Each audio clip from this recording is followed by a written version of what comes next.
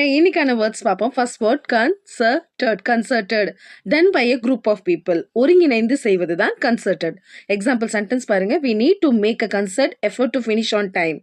நம்ம கரெக்டான நேரத்தில் முடிக்கணும்னா நம்ம எல்லாரும் ஒருங்கிணைந்து வேலை செய்யணும். Second sentence zeal great energy, உற்சாகம் அப்படின்னு அர்த்தம். they show great zeal for game. அவர்களோட விளையாட்டில் உற்சாகத்தை காட்டினார்கள். impartial not supporting anyone, யாருக்குமே சப்போர்ட் பண்ணாம இருக்குது. impartial நடுநிலை.